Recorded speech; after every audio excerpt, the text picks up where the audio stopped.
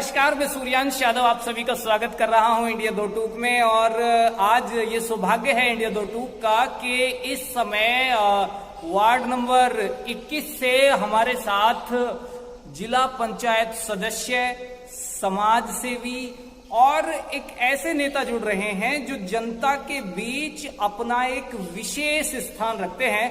मैं स्वागत कर रहा हूं दीपक यादव जी का। दीपक जी, स्वागत है आपका। नमस्कार जी। दीपक जी, साफ साफ दो टूक और बिना किसी लाग लपेट के हमें सवाल पूछने की आदत है, तो अगर आपको कहीं दुख या दर्द पहुंचे तो क्षमा कीजिएगा। पहला मेरा सवाल आपसे है और सीधा है। लोगों का आप पर यह आरोप है कि आखिर आपने 5 साल में कौन से 5 काम कर दिए? 5 साल में मेरे 5 यादव जी, इतना बड़ी लिस्ट है कि बताऊंगा तो आपका समय समाप्त हो जाएगा, पर मोटे मोटे बताता हूं। मैंने 5 कार्य रास्तों का निर्माण किया है, क्षेत्र में 16 लाइट लगाई है अपने निजी पैसे से, ठीक है जी। उसके साथ साथ मैंने समरसेबल लगवाए हैं, जो शमशान घाट है या धार्मिक, तो वो भी अपने पैसे लगवाए, हमारे पे कोटे में कुछ आता नहीं है। फिर मैंने कुछ लोग अपने जो गुजरात में, बॉम्बे में और चेन्नई फंसे हुए थे, उनको अपने निजी खर्चे पर उनको बुलाया, उनके घर भेजाया। और पहले आम आदमी की बात सुनी जाती थी, अब आम आदमी की बात सुनी जाती है। एक मसला है गड़ी कलंजरी का, लोग बात दबते, मैंने खुद खड़े होकर FIR कराई, हर आदमी की बात सुनी जाती है और हर आदमी को इंसाफ मिलता है। कहने का मतलब ये है कि आपकी लिस्ट लंबी है, हमारा समय थोड़ा है। चलिए, मान लिया मैंने 5 कार्य आपने की, आरोप बहुत हैं और मैं एक और आप पर लगा रहा हूं। आप आलोचना बिल्कुल स्वीकार नहीं करते। अगर कोई आपकी आलोचना कर दे नेताजी, तो आप उसे सहन नहीं कर पाते। ऐसा लोग बार बार आप पे आरोप लगा रहे हैं, आपका क्या है कहना? राजनीति में आलोचना होनी चाहिए, आलोचना स्वीकार करते हैं, पर आलोचना जो कार्य नहीं कर रहे उनकी आलोचना हो ना, व्यक्तिगत आप अटैक करोगे तो सहन नहीं होगी।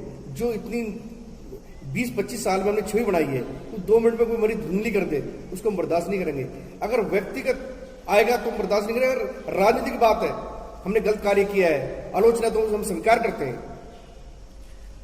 सही बात है, आलोचना का एक स्तर होना चाहिए, कोई सिद्धांतवादी आलोचना हो। और आजकल ये सत्य है, कहने को लोग कहे जाएं कि राजनीति में ऐसे ऐसे या वैसे वैसे, लेकिन सच्चाई ये भी है कि जितना स्तर गिर गया है आलोचना का, उसे स्वीकार कर पाना कभी कभी बहुत मुश्किल होता है। खैर, आप पर जो तीर में दाग रहा हूं उसमें कुछ अच्छा भी ले लेता हूं। नेताजी, आजकल आप बहुत चर्चा में इसलिए भी हैं क्योंकि क्षेत्र में जब कोरोना का कोई केस नहीं, कोई स्थिति ऐसी नहीं कि कोरोना आसपास भटकेगा, तो आपने पहलकों में अपने क्षेत्र को सैनिटाइज कराने का कार्य किया। ये प्रेरणा कहां से आई? नेता बाद में दिखाई देते हैं, आप पहले दिखाई दे रहे थे।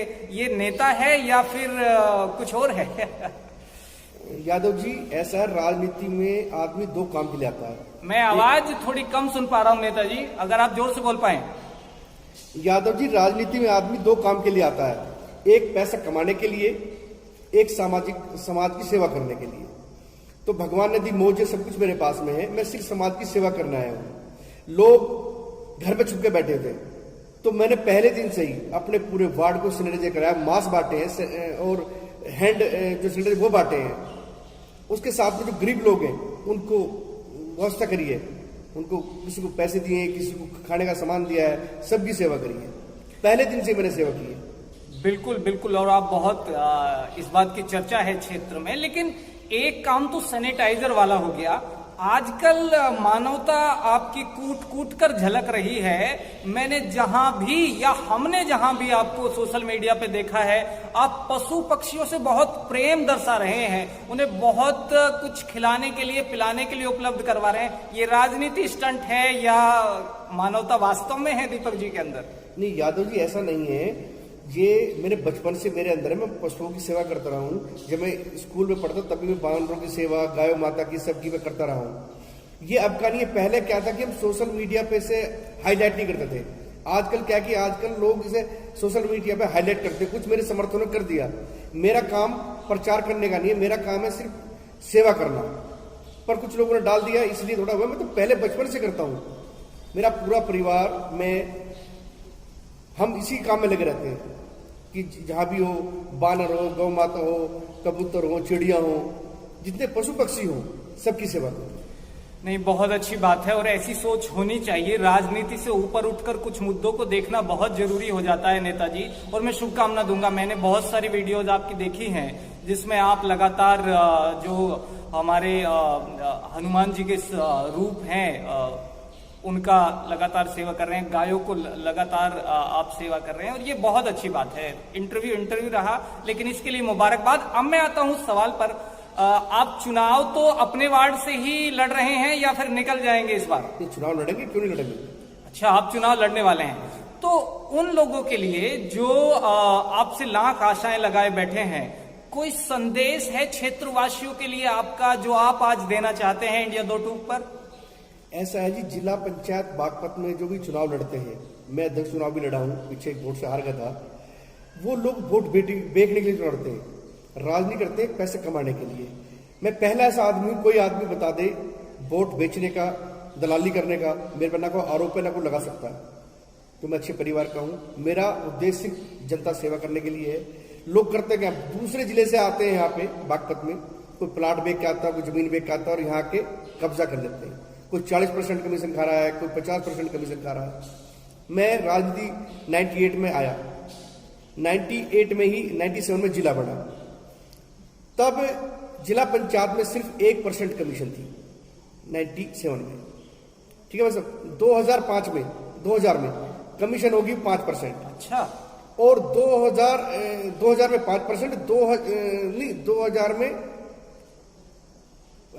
5% और 2005 में 40% होगी। उससे 2000 अब चल रही है 45% कमीशन, ठीक है जी। कोई बोलने वाला नहीं है। मैंने माननीय नरेंद्र मोदी को, योगी को, सबको बोल दिया, पर लोग क्या है कि कौन विरोध करेगा? मैं सिर्फ अकेला हूं, तो सबकी वोट बिकी हुई है, कोई विरोध कर नहीं सकते। तो राजनीति में ऐसे आदमी को चुनो जो लड़ सके, भिड़ सके। अब मैं आपका भाई हूं, आपका बेटा हूं, आपका मान सम्मान नहीं बेचूंगा। जब मैं चुनाव लड़ा था, एक ही बात बोला था कि आपकी वोट नहीं बिचेगी। वार्ड नंबर 21 में जितने पहले चुनाव लड़े हैं, सबने अपनी वोट बिकी है। किसी ने 10 लाख में, किसी ने 20 में, किसी ने 50 लाख में, और फिर पिटाई भी उन लोगों की। तो मेरा उद्देश्य यह है कि वोट, बेटी, रोटी और वोट, इज्जतदार आदमी जाती है। तो मेरी सभी क्षेत्रवासियों को अपील है कि ऐसे आदमी चुनो जो आपकी वोट बेचे ना, आपके बीच में रहने वाला हो, भारी आदमी ना हो। भारी आदमी आएगा मोहम्मद गजनबी की तरह, इसको लूट के चला जाएगा। आज बागपत खाली हो चुका, जिला पंचायत खाली हो चुकी है। क्यों? कि 50% कमीशन है। कि 1 करोड़ वोट खरीद लोगे, 11 करोड़ खरीद ली, तो 11 करोड़ में आप अध्यक्ष बन गए, आपकी 50% कमीशन है। जिला पंचायत का बजट 60 करोड़ रुपए सालाना है जी। तो कितना हुआ? 300 करोड़ हो गया। 300 करोड़ का तो 150 करोड़ दबाओगे। आपने काम करने की क्या जरूरत पड़ी है? आओ, अपने जमीन जायदाद बेच के आओ। कोई गाजियाबाद से आएगा, कोई दिल्ली से आएगा, कोई हरियाणा से आएगा, बेच कर यहाँ कब्जा करो। पर अब बागपत में हमें पूर्ण सहयोग मिल रहा है। भारी आदमी कोई भी ना विधानसभा जीत पाएगा, ना जिला पंचायत जीत पाएगा, ना प्रमुख जीत पाएगा, और ना MP जीत पाएगा। वही जीतेगा जो क्षेत्र में रहने वाला है, इस क्षेत्र का बेटा है, यहाँ पैदा हुआ है, वही चुनाव लड़ पाएगा।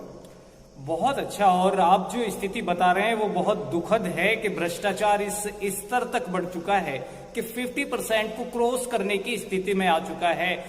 नेताजी, क्योंकि आप राजनीति में हैं तो आप विपक्ष पर आरोप लगाएंगे, विपक्ष वाले आप पर लगाएंगे, लेकिन सच्चाई वो जनता जानती है। जिसने काम किया है वो उसे फिर चुनेगी। मैं इंडिया 2 टूक से बात करने के लिए, आपका बहुत महत्वपूर्ण समय हमें देने के लिए आपका बहुत बहुत धन्यवाद कर रहा हूं और शुभकामनाएं दे रहा हूं।